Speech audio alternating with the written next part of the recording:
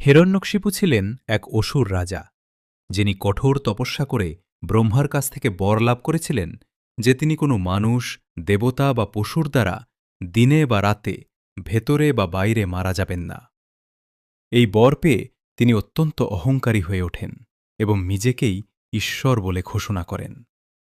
কিন্তু তার পুত্র প্রহ্লাদ ছিলেন ভগবান বিষ্ণুর পরম ভক্ত। হিরণ্যকশিপু বহুবার প্রহ্লাদকে বিষ্ণুর নাম ত্যাগ করতে বলেন, কিন্তু প্রহ্লাদ তা মানেননি।